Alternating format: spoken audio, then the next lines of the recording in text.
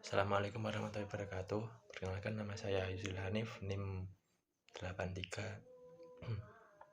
Ini untuk tugas pertama, yaitu untuk menghitung nilai sisa mobil setelah 5 tahun dengan perhitungan fiskal.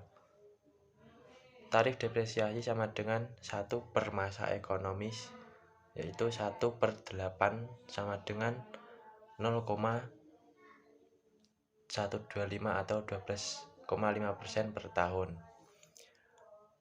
Depresiasi tahun sama dengan harga beli dikali tarif depresiasi, yaitu 100 juta dikali 12,5% sama dengan 12.500.000 per tahun.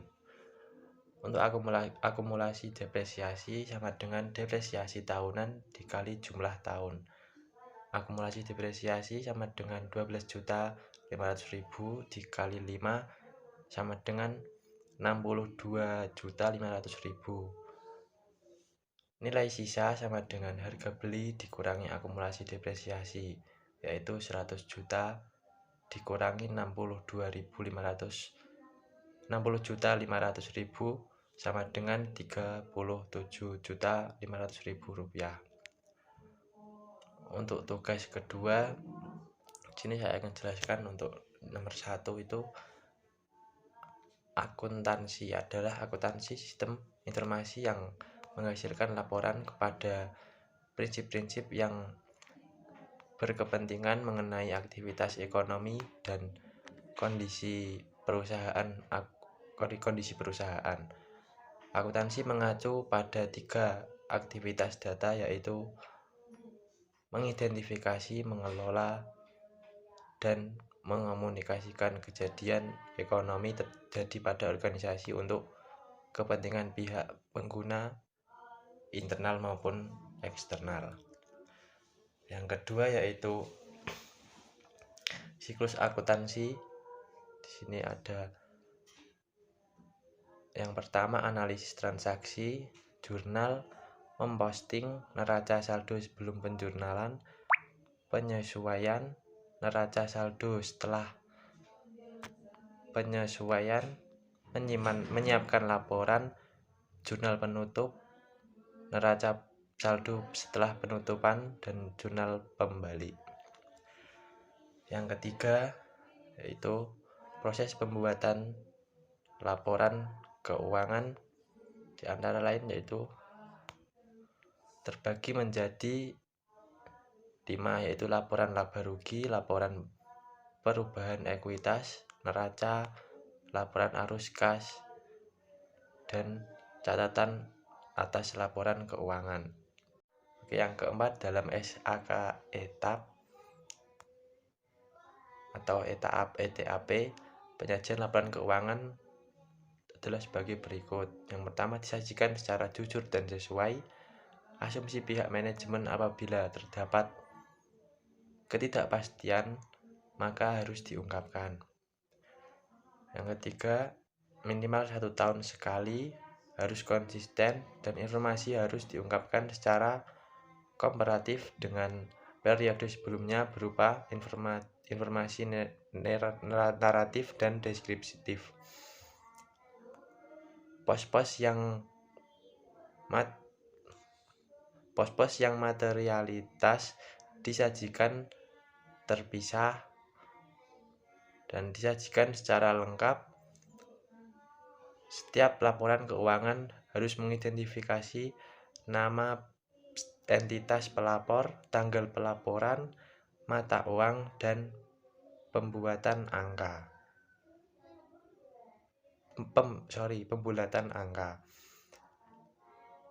Yang kelima di sini menjelaskan tentang apa pengertian pajak menurut beberapa pakar di bidang perpajakan. Di sini menurut Profesor Dr. Rahmat Swemitra SH, pajak adalah iuran rakyat kepada kas negara berdasarkan UU dan tidak menerima jasa timbal balik yang digunakan untuk membayar pengeluaran umum. Menurut Profesor Dr. P.J.A. Andriani. Di sini pajak adalah iuran kepada negara yang terutang oleh yang wajib membayarnya menurut peraturan dan tidak mendapat prestasi kembali. Profesor Dr. M.J.H. Smith. Di sini pajak adalah prestasi kepada pemerintah yang terutang melalui norma-norma umum dan dapat dipaksakan tanpa adanya kontraprestasi secara individual. Yang keenam, di sini jenis pajak menurut sifatnya, yaitu pajak langsung dan tidak langsung.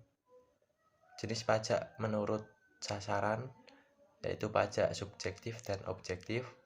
Jenis pajak menurut pemungutnya, yaitu pajak pusat dan pajak daerah.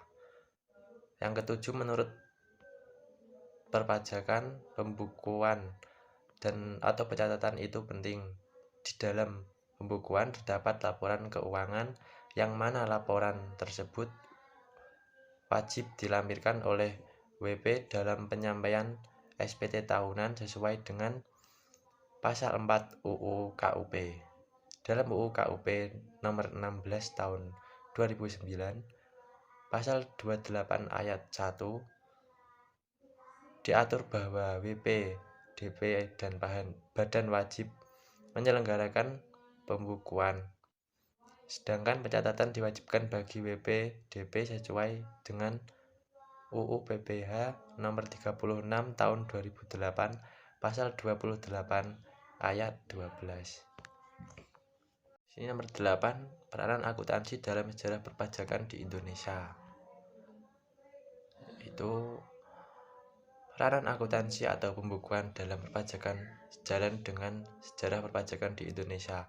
Pada masa penjajahan Belanda, sistem perpajakan menekankan fungsinya pada segi pemasukan keuangan untuk keperluan penjajah, sehingga pajak terutang ditentukan oleh pihak yang berwenang. Dengan demikian, peranan akuntansi dalam perpajakan sangat lemah. Setelah Indonesia merdeka, diperkenalkan sistem pemungutan pajak yang menganut sistem self assessment. Di sini yang ke-9 yaitu akun akuntansi perpajakan dalam laporan keuangan. Yang pertama, dana raca. Di sisi aset, pajak dibayar di muka, terdiri dari PPh 22, 23, 24, 25 dan 28A. PPh atas pengalihan hak atas tanah dan bangunan dan pajak masukan. Yang kedua yaitu ada laporan laba rugi. Itu beban pajak penghasilan, PBB pajak masukan yang tidak dikreditkan, dan bea materai dicatat sebagai beban operasional. Yang ke-10 di sini ada menjelaskan tentang pengertian akuntansi perpajakan. Akuntansi perpajakan sangatlah penting karena menekankan perlunya pemahaman perpajakan yang baik oleh WP atau wajib pajak badan agar jangan sampai terjadi kesalahan dalam perhitungan pajaknya, karena dapat saja sewaktu-waktu dilakukan pemeriksaan pajak oleh aparat pajak atau fiskus. Akuntansi perpajakan juga penting untuk wajib pajak dalam melakukan perencanaan pajak. Oke, di sini mengapa akuntansi pajak sangatlah penting?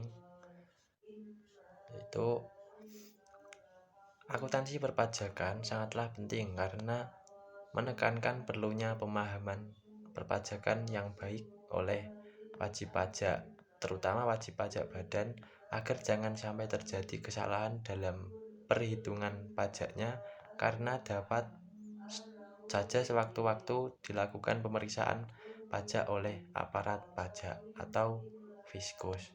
Akuntansi perpajakan juga penting untuk wajib pajak dalam melakukan perencanaan pajak. Di sini untuk tugas ketiga yaitu kewajiban pajak bagi orang pribadi dan badan dalam pembukuan beserta hukumnya. Kewajiban pajak bagi orang pribadi untuk dalam pembukuan, wajib pajak orang pribadi yang memiliki penghasilan neto lebih dari 4.800.000.000 per tahun wajib membuat pembukuan pasal 8 UU Pajak Penghasilan. Di sisi catatan, wajib pajak bagi orang pribadi yang tidak wajib membuat pembukuan harus membuat catatan tentang penghasilan dan biaya yang dikeluarkan pasal 28 UU Pajak Penghasilan. Yang ketiga, untuk menyimpan dokumen, wajib pajak orang pribadi harus menyimpan dokumen yang terkait dengan penghasilan biaya seperti bukti potong, faktur, dan lain-lain. Itu pasal 28 UU Pajak Penghasilan. Yang kedua, kewajiban pajak bagi badan. Wajib pajak bagi badan harus membuat pembukuan yang lengkap dan akurat yang mencakup informasi tentang penghasilan, biaya, dan aktiva. Di situ pasal 28 UU Pajak Penghasilan. Yang kedua, wajib pajak badan harus membuat laporan keuangan yang mencakup neraca, laporan laba rugi, dan catatan atas laporan keuangan. Pasal 28 UU Pajak Penghasilan. Wajib pajak badan harus menyimpan dokumen yang terkait dengan penghasilan dan biaya seperti bukti potong, faktur, dan lain-lain. Itu pasal 28 Pajak Penghasilan. Dasar hukum. Yang pertama, Undang-Undang Pajak Penghasilan atau UU Nomor 36 Tahun 2008. Pasal 28 UU PPH mengatur tentang kewajiban wajib pajak untuk membuat pembukuan dan menyimpan dokumen. Yang kedua, Peraturan Pemerintah atau PP Nomor 74 Tahun 2011. PP ini mengatur tentang tata cara pembuatan, pembukuan, dan penyimpanan dokumen untuk wajib pajak. Yang ketiga, Peraturan Direktur Jenderal Pajak atau Perdirjen Pajak. Perdirjen Pajak mengatur tentang tata cara pelaksanaan kewajiban pembukuan dan penyimpanan dokumen untuk wajib pajak. Dengan demikian, wajib pajak orang pribadi dan badan harus memenuhi kewajiban pencatatan atau pembukuan dan menyimpan dokumen yang terkait dengan penghasilan dan biaya sesuai dengan dasar hukum yang berlaku. Sekian, terima kasih. Assalamualaikum warahmatullahi wabarakatuh.